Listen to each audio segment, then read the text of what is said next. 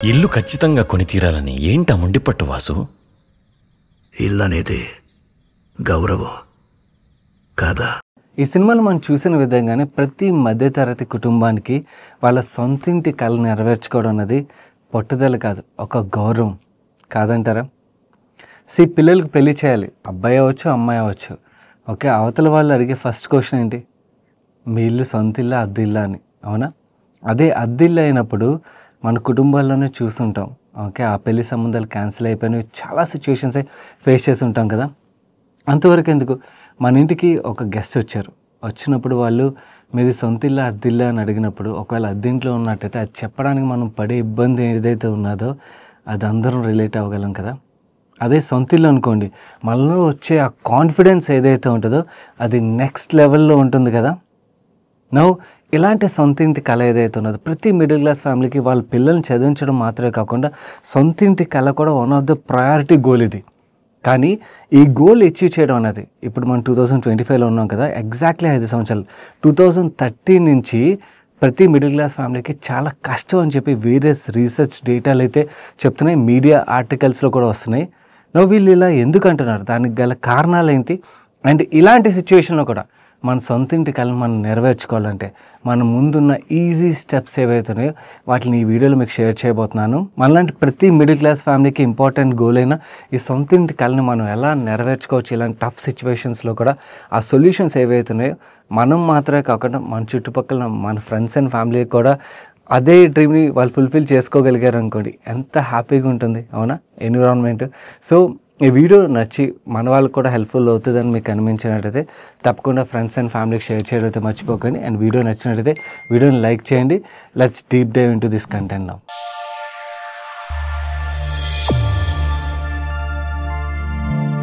ముందుగా మనం ఈ ఆర్టికల్స్ అండ్ వేరియస్ పేజీలోని రిపోర్ట్స్ని డీకోడ్ చేసి అసలు ప్రాబ్లం ఎక్కడ ఉన్నదో ఫైండ్ అవుట్ చేయడానికి ప్రయత్నించినప్పుడు మనకు మేజర్గా 2 ప్రాబ్లమ్స్ అయితే కనబడతాయి. ఒకటి real estate market related problems, రెండోది హౌస్ హోల్డ్ రిలేటెడ్ ప్రాబ్లమ్స్. ముందుగా మనం real estate market related problems గురించి మాట్లాడుకుందాం. ఈ మూవీలో మీరు చూసినట్టయితే ఫస్ట్ వాళ్ళు ఇల్లు కొనడానికి వెళ్ళినప్పుడు 7.5 లక్షలు ఇల్లు కొనడానికి కాస్ట్. ఓకే, కానీ వాళ్ళ 7.5 లక్షలు సేవ్ చేసి అక్కడికి వెళ్ళేసరికి ఆ ఇంటి ప్రైస్ బిల్డర్ 15 లక్షలు అని చెప్తాడు. అండ్ వాళ్ళు నెక్స్ట్ టైం ఆ 15 లక్షలు సేవ్ చేసుకుని వెళ్ళేసరికి ఆ ఇంటి ప్రైస్ సేమ్ హౌస్ది 28 lakhs అని చెప్తాడు, అవునా? ఇది ఇన్ఫ్లేషన్ వల్ల పెరిగింది అని మనం అనుకోవచ్చు. ఎస్, ఇన్ఫ్లేషన్ వల్ల పెరుగుతుంది, కానీ యాక్చువల్లీ బిల్డర్స్ చేస్తుంది ఏంటంటే artificial price inflation. Normal inflation కన్నా కూడా ప్రాపర్టీస్ యొక్క ప్రైజుల్ని గణనీయంగా పెంచేస్తున్నారు. దీన్ని మనం ప్రాక్టికల్లీ గమనించవచ్చు. మీరు ఉన్న ఏరియాలోని ఆల్రెడీ ఎగ్జిస్టింగ్ అపార్ట్మెంట్ ఏదైతే ఉంటుందో same SFT, okay, maybe 1 or 2 years old flat అయి ఉంటుంది. ఓకే, దాని యొక్క ప్రైస్ కొత్తగా కన్స్ట్రక్ట్ చేసే అపార్ట్మెంట్ యొక్క ప్రైస్ చూసినట్టయితే యాక్చువల్లీ ఈ ఆల్రెడీ ఎగ్జిస్టింగ్ ప్రాపర్టీ ఏదైతే ఉందో దానికన్నా కూడా 20-30% మోర్ ఛార్జ్ చేస్తున్నారా, అవునా? అండ్ ఇది మాత్రమే కాదు, ఇంకొకటి ఏంటంటే ఈ ప్రైజులు పెంచడానికి ఆర్టిఫిషియల్ డిమాండ్ క్రియేట్ చేయడం. మనం కొనక ముందు చూసినట్టయితే ఒక ప్రాపర్టీ ఏదైతే కన్స్ట్రక్షన్ స్టార్ట్ అవుతుందో అందులో ఆల్రెడీ 50% సేల్ అయిపోయి 60% సేల్ అయిపోయి అని చెప్పి స్టోరీలు చెప్తారు. కానీ రియాలిటీలోని మనం ఆల్రెడీ కొన్న తర్వాత అర్థమవుతుంది వాళ్ళు చెప్పిన నెంబర్ కన్నా చాలా చాలా తక్కువ సేల్స్ జరిగాయని. ఇది మనందరం కూడా గమనించే ఉంటాం. ఒకవేళ గమనించినట్టయితే మీరు ఎక్కడైనా కింద కామెంట్ సెక్షన్లో తప్పకుండా షేర్ చేయండి. ఈ ఆర్టిఫిషియల్ ప్రైస్ ఇన్ఫ్లేషన్ ఏదైతే ఉన్నదో నార్మల్ ఇన్ఫ్లేషన్ కన్నా కూడా బిల్డర్స్ క్రియేట్ చేసిన ఇన్ఫ్లేషన్ ఇది. దీనివల్ల యాక్చువల్ చాలామంది మిడిల్ క్లాస్ ఫ్యామిలీస్ వాళ్ళు కొనాలనుకున్న ప్రాపర్టీస్ని అయితే కొనలేకపోతున్నారు. అండ్ దీంతోపాటు రీసెంట్ టైంలో మీరు అబ్జర్వ్ చేస్తున్నట్టయితే వేరియస్ బిల్డర్స్ అఫోర్డబుల్ హోమ్స్ ఏవైతే ఉంటాయో వాటిని కన్స్ట్రక్ట్ చేయడం మానేశారు. అఫోర్డబుల్ హోమ్స్ని కన్స్ట్రక్ట్ చేసేదానికన్నా, ఓకే, ఏమన్నంటే కస్టమర్స్ ప్రిఫర్ చేయట్లేదని చెప్తారు, అది కామన్గా వచ్చే ఆన్సర్. కానీ యాక్చువల్లీ ఏంటంటే వాళ్ళు ప్రీమియంనెస్ అని చెప్పి, ఓకే, వేరియస్ ఎమ్యూనిటీస్ అని చెప్పి మన దగ్గర డబ్బులు కూడా తీసుకుంటారు. ఇన్ఫ్యాక్ట్ యాక్చువల్లీ మీరు ఇంతకుముందు ఒక 2000 ఎస్ఎఫ్టీ ప్రాపర్టీ కొన్నట్టయితే ఫ్లాట్ మీకు 1600-1700 ఇన్సైడ్ హౌస్ వచ్చేది.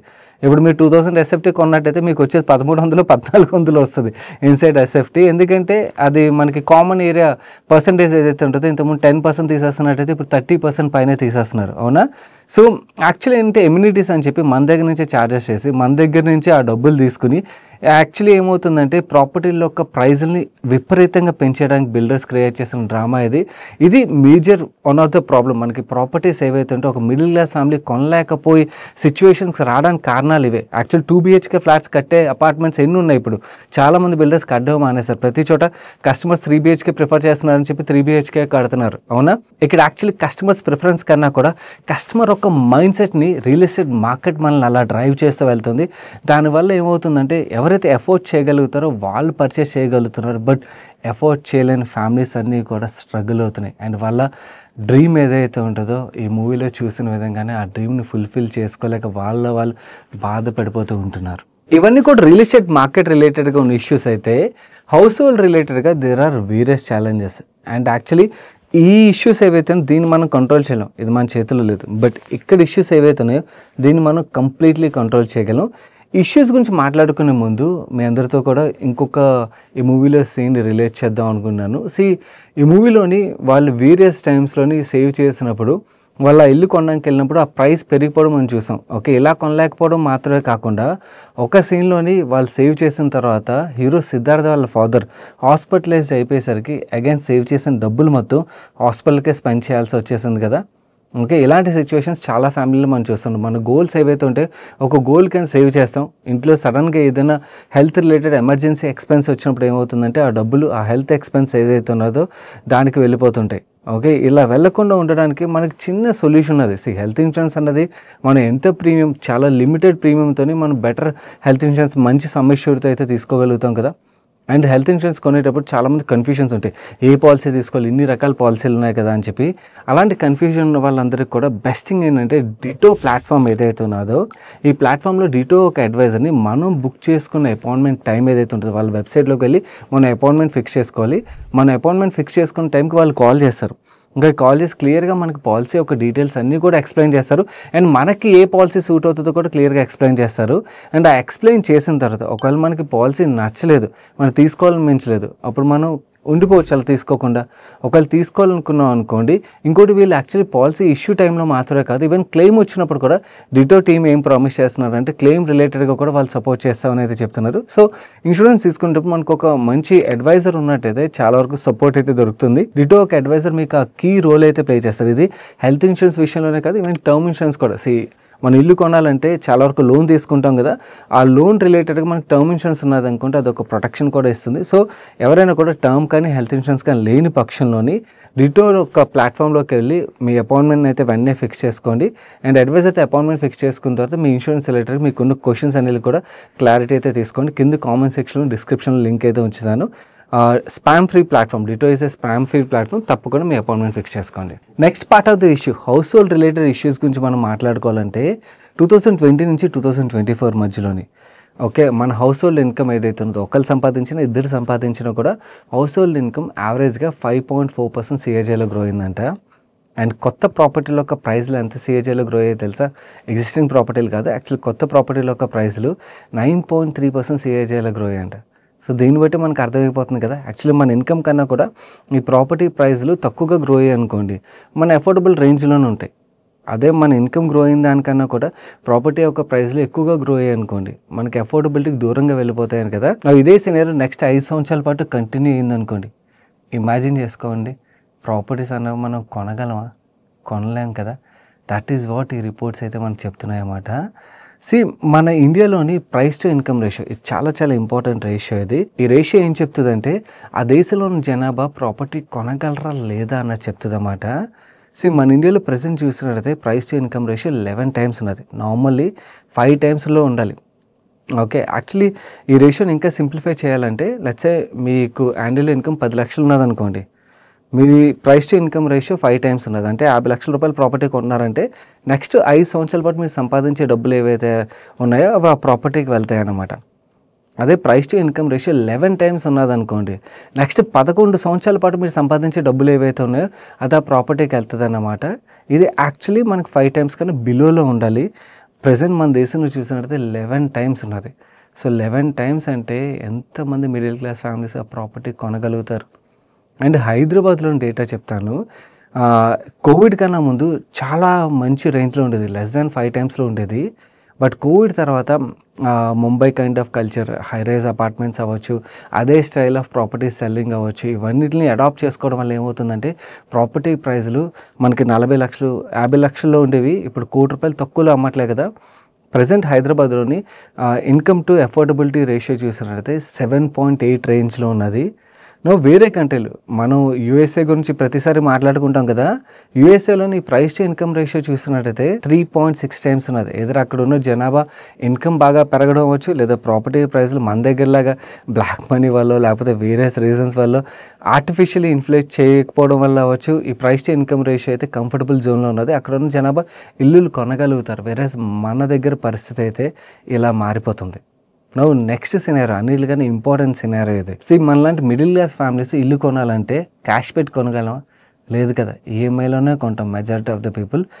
ఇక్కడ మనం చూడాల్సింది ఈఎంఐ టు ఇన్కమ్ రేషియో చూడాలి. ఈఎంఐ టు ఇన్కమ్ రేషియో మనం చూసినట్టయితే మనకేం చెప్తుంది అంటే, లెట్స్ సే ఒక ₹1,00,000 మనం ఇన్కమ్ మంత్లీ వస్తుంది అనుకోండి. ఓకే, మన ఈఎంఐస్ అన్న 50% కన్నా బిలోలో ఉండాలి.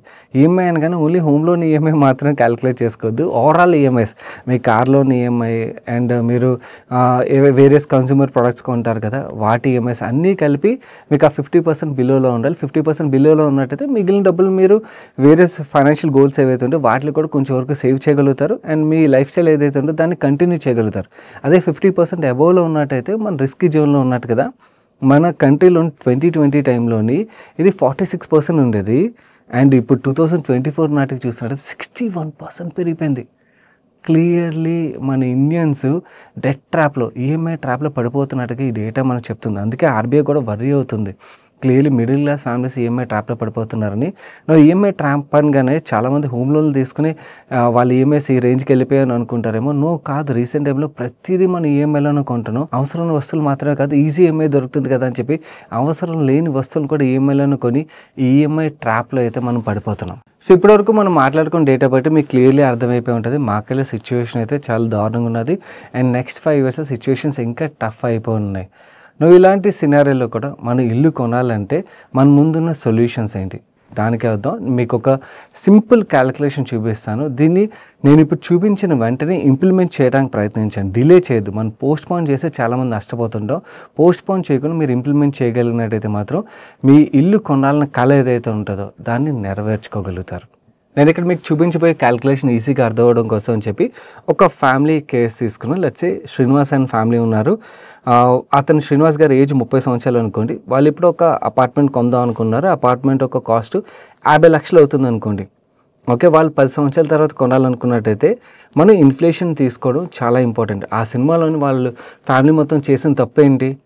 వాళ్ళు ఎప్పుడైతే 7.5 లక్షలు ప్రాపర్టీ కొనాలనుకున్నారో ఆ 7.5 లక్షలు సేవ్ చేయడం, ఆ ఇన్ఫ్లేషన్ కన్సిడర్ చేయకుండా సేవ్ చేయడం ఏదైతే ఉన్నదో that is the biggest mistake. ప్రతిసారి వాళ్ళు ఆ తప్పు చేస్తూనే వచ్చారు. సో మనం ఇన్ఫ్లేషన్ కన్సిడర్ చేయకుండా వెళ్ళినట్టయితే మనం కూడా ఆ ప్రాపర్టీ ఏదైతే కొనాలనుకుంటాం కొండం అన్నది చాలా కష్టం అయిపోద్ది అనమాట. లెట్స్ యావరేజ్గా 7% మన ఇన్ఫ్లేషన్. లాస్ట్ 5 ఇయర్స్ సినారీ వేరు. ఆ 9.3లో పెంచుకుంటూ వెళ్ళారనుకోండి ఎవరో కొనలేరు. సో యావరేజ్గా మనకి 7%లో గ్రో అవుతుంది. సో యావరేజ్గా 7% చొప్పున గ్రో అయినట్టయితే ఈ 50 లక్షల ప్రాపర్టీ మనం 98,35,000 అయితే కొనాల్సి ఉంటుంది 10 సంవత్సరాల తర్వాత. ఈ 98 లక్షల్లోని మనం మోస్ట్లీ ఈఎంఐతోనే కొంటాం కాబట్టి 20% డౌన్ పేమెంట్ కావాలి కదా. 20% డౌన్ పేమెంట్ అంటే అప్రాక్సిమేట్లీ మనం 20 లక్షల రూపాయలు అయితే మినిమం సేవ్ చేయాలి. ఓకే, మిగిలిన 78 లక్షలకి ఈఎంఐకి వెళ్ళారనుకోండి. ఈ 20 లక్షల విషయంకి వచ్చేసరికి దాన్ని మనం సేవ్ ఎలా చేయాలి? ఓకే, ఇప్పుడు మీ ఇన్కమ్ తక్కువ ఉన్నది. ఓకే, మీరు ఎక్కువగా సేవ్ చేయలేరు. అలాంటి కేసులోని మనం 20 లక్షలు సేవ్ చేయాలంటే లెట్స్ సే మనం ఈక్విటీ ఎస్ఐపిస్ ఉంటాయి. నేను ఇక్కడ ఏదో మ్యూచువల్ ఫండ్కి బ్రాండ్ అంబాసిడర్ కాదు. ఓకే, నాకు మ్యూచువల్ ఫండ్ కంపెనీస్కి సంబంధం లేదు. కాకపోతే this is the best and easiest solution. ప్రతి మిడిల్ క్లాస్ ఫ్యామిలీ సింపుల్గా ఇన్వెస్ట్ చేసి వాళ్ళ గోల్స్ని అయితే అచీవ్ చేయడానికి one of the best platform ఇది. మీరు ఈవెన్ సింపుల్ ఇండెక్స్ ఫండ్స్ ఉంటాయి. ఆ ఇండెక్స్ ఫండ్లో మీరు ఎస్ఐపి చేసినా కూడా యావరేజ్గా మనకి 10 ఇయర్స్ 12% రిటర్న్ అయితే ఎక్స్పెక్ట్ చేయొచ్చు. మనం నెలకి 6,000 రూపాయలు చొప్పున సేవ్ చేసామనుకోండి. ఓకే, అండ్ ఎవ్రీ ఇయర్ మన ఇన్కమ్ పెరుగుతుంది కదా. ఇన్కమ్ పెరిగేదాన్ని బట్టి ఒక 10% సేవింగ్స్ పెంచుకుంటూ వెళ్ళామనుకోండి. ఈవెన్ మనం నెలకి 6,000 రూపాయలతో సింపుల్ చిన్న అమౌంట్తో స్టార్ట్ చేసినా కూడా ఈ 20 లక్షల డౌన్ పేమెంట్ పార్ట్ ఏదైతే ఉంటుందో దీన్ని అచీవ్ చేయగలం. మిగిలిన పార్ట్ ఏదైతే ఉంటుందో దానికి మనం ఈఎంఐకి వెళ్ళగలం. ఓకే, అదే ఓన్లీ డౌన్ పేమెంట్ కాదు, నాకు ఎంటైర్ హౌస్కి క్యాష్ పార్ట్ నేను సేవ్ అనుకున్నారనుకోండి, then I have given you that calculation as well.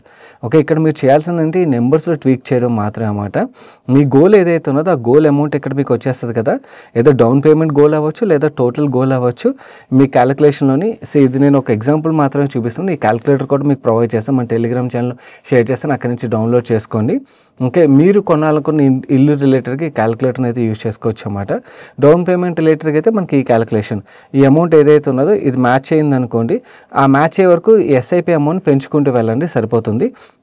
And ఈ స్టెప్ అప్ అమౌంట్ కూడా మీకు కంఫర్టబుల్ ఏదనిపిస్తుందో ఆ పర్సంటేజ్ మారుస్తూ ఉండండి. సేమ్ థింగ్ మనం టోటల్ ప్రాపర్టీ రిలేటెడ్గా కూడా క్యాలిక్యులేషన్ అయితే సిమిలర్గానే వర్క్ అవుతుంది. నా ఈ ₹1,00,00,000 ప్రాపర్టీ మనం మన ఓన్ డబ్బులతో కొనాలనుకోండి, ఇప్పటి నుంచి ₹30,000 ఎస్ఐపి స్టార్ట్ చేసినట్టయితే దాన్ని ఎవ్రీ ఇయర్ 10% చొప్పున పెంచుకోగలిగినట్టయితే నెక్స్ట్ 10 సంవత్సరాలు ఆ ఇల్లు గోల్ ఏదైతే ఉంటుందో దాన్ని ఫుల్ఫిల్ చేసుకోగలుగుతారు. సో ఇలా మనం సింపుల్గా చిన్న స్టెప్స్ ఏవైతే ఉంటాయో అది ఈ రోజు నుంచి ఇంప్లిమెంట్ చేసి, ఓకే, క్రమం తప్పకుండా ఫాలో అవ్వగలిగినట్టయితే, అంటే స్టార్ట్ చేయడం మాత్రం కాదు, ఎవ్రీ ఇయర్ ఆ ఇన్వెస్ట్మెంట్ పెంచుకుంటూ వెళ్ళడం కూడా, ఇది డిసిప్లిన్గా చేయగలిగినట్టయితే మాత్రం ఈ గోల్ని అయితే కంఫర్టబుల్ అచీవ్ చేయగలుగుతారు. ఇన్ఫ్యాక్ట్ యాక్చువల్ నా సజెషన్ ఏంటంటే ఈ డౌన్ పేమెంట్ పార్ట్ ఏదైతే ఉన్నదో దీనికి ప్రాపర్గా ప్లాన్ చేసి మీ దగ్గర ఇంకా ఎడిషనల్ డబ్బులు ఉన్నట్టయితే మీ అదర్ గోల్స్ ఏవైతే ఉంటాయి, మీ పిల్లల ఫ్యూచర్ ఎడ్యుకేషన్ రిలేటెడ్ గోల్ అవ్వచ్చు, మీ రిటైర్మెంట్ గోల్ అవ్వచ్చు, వాటి సేవింగ్స్ ఏవైతే ఉంటాయో వాటికి కూడా సేవ్ చేస్తూ ఆ సేవింగ్స్ని అలాగే కంటిన్యూ చేసి, ఓకే, మీ ఇన్కమ్ కూడా 10 సంవత్సరాల్లో పెరుగుతుంది కదా, పెరిగినప్పుడు ఈ డౌన్ పేమెంట్ పార్ట్ ఏదైతే ఉంటుందో దాన్ని మీరు ఫుల్ఫిల్ చేసుకుని మిగిలిన ఈఎంఐకి వెళ్ళడం వుడ్ బి బెస్ట్ ఆప్షన్ అయితే అవుతుంది. ఈ క్యాలిక్యులేటర్ మన టెలిగ్రామ్ ఛానల్లో ఉంటుంది. క్యాలిక్యులేటర్ యూస్ చేసుకుని మీ హౌస్ రిలేటెడ్గా ఈ వీకెండ్లో క్యాలిక్యులేట్ చేసి ఇంప్లిమెంట్ చేస్తారని అయితే అనుకున్నాను. And me friends and family కూడా చాలామందికి ఇలాంటి విషయాలు తెలియకపోవచ్చు. అండ్ వాళ్ళు ఓకే కొందాంలే, ఎలా ఒకలా డబ్బులు వచ్చేస్తాలే, ఏదో ఒక భ్రమలో బతుకుతూ ఉంటారు చాలామంది. మ్యాథ్స్ విషయంకి వచ్చేసరికి మెంటల్ అకౌంటింగ్ చేసి మిస్టేక్స్ చేస్తుంటారు. ఆ మెంటల్ అకౌంటింగ్ కాకుండా ఇలా ప్రాపర్గా మనం క్యాలిక్యులేట్ చేసుకున్నట్టయితే మన గోల్స్ని తప్పకుండా అచీవ్ చేయగలుగుతాం. All the best. So this is all about this video guys. మనలాంటి మిడిల్ క్లాస్ ఫ్యామిలీస్ ఎవరైతే ఉంటారో వాళ్ళందరికీ ఈ వీడియో హెల్ప్ఫుల్ అవుతుంది అనిపించినట్టయితే తప్పకుండా వాళ్ళకి షేర్ చేయడం అయితే మర్చిపోకండి. అండ్ మీరు కూడా ఈ మూవీలో నా ఫ్యామిలీ చేసిన మిస్టేక్ ఏదైతే ఉన్నది ఇన్సూరెన్స్ తీసుకోపోవడం, మీరు కూడా ఇన్సూరెన్స్ తీసుకున్నట్టయితే తప్పకుండా మనకున్న health related risk, life related risk ఏదైతే దాన్ని ప్రొటెక్ట్ చేసుకోండి. డిటో ఒక అడ్వైజర్తో అపాయింట్మెంట్ అయితే ఫిక్స్ చేసుకుని కింద కామెంట్ సెక్షన్ డిస్క్రిప్షన్ లింక్ అయితే ఉంటుంది. అండ్ వీడియో నచ్చినప్పుడు లైక్ చేయండి, వీడియోని లైక్ చేయండి. ఛానల్కి అయితే ఫస్ట్ టైం వచ్చినట్టయితే మన money purse channel videos miss అవ్వకుండా చూడడానికి ఛానల్ సబ్స్క్రైబ్ చేసి పక్కన బెల్ ఐకాన్లో ఆల్ నోటిఫికేషన్స్ యాక్టివేట్ చేసుకోండి. నేను సాయి కృష్ణ పత్రి మరొక మంచి వీడియోతో మీ ముందుకు వస్తాను. Till then bye bye, take care.